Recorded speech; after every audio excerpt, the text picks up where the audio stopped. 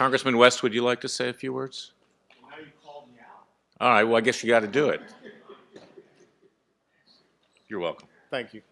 Thank you, Larry, and thanks for everyone that is here, but most especially for these families that are here. And let me explain, I think a lot of people know what happened in my career in 2003. They know the decision that I made in 2003. And the bottom line, the reason why I, as a battalion commander, made that decision, because before we deployed, I made a commitment and I made a promise to each and every one of those family members of those soldiers that deployed in my battalion that I would do everything in my will, everything in my power to make sure that the individuals that left them would come back to them safe and secure. See, I can rest peacefully at night because I know that there are no parents from the 2nd Battalion, 20th Field Artillery that can look at me and say that I did not do everything to keep their family members safe. And I apologize, I am sorry for the loss of life that you have had to endure. But I thank you for the sacrifice that you have made, and we will continue to fight on your behalf. You know, Mr. Strange brought up an incredible point when he stood there before the Commander-in-Chief.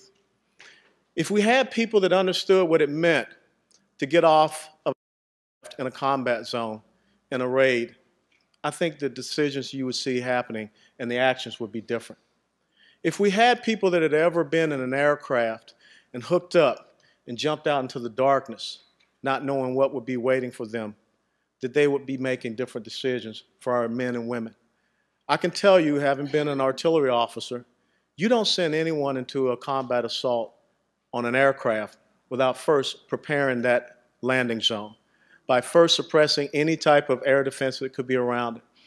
I had also the privilege of sitting in on that classified briefing. That operation had been going on for 3.5 hours. To launch a Chinook helicopter into the night to go into an operation, a hot zone, that was something that was absolutely violates every single principle of employment and tactics for the United States military. Why that was done, I have no idea. I have been on many air operations, and I can tell you this. Even if a member of Congress is getting on an aircraft going down to Guantanamo Bay, if they change that member of Congress out, they go back and they update the manifest. Why were 7 individuals changed on the manifest of a combat assault mission and not updated? We need to find out about that. And the rules of engagement. Those of us who have ever been in a firefight know that within 2 to 3 seconds, someone starts to lose their life. And for us to tell our men and women in combat that they cannot fire upon people who are firing upon them, that is unconscionable. But I want to leave you with this simple point that I want you all to think about, and I hope the media will take these words and send it out to everyone.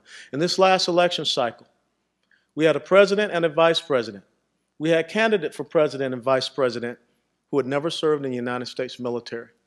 It was the first time in 77 years that that had happened.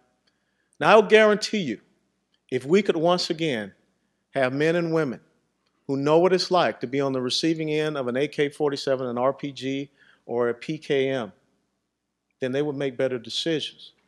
And perhaps our nation would not have more mothers and fathers that are sitting here as you are today. God bless you, and thank you very much. Thank you, Allen. Thank you very Everybody much for staying with us. Send our link, TrentoVision.tv, on this amazing 3-hour broadcast to all your friends, all your lists. They got to watch this. This was a historic, pivotal meeting. See you. Bye-bye.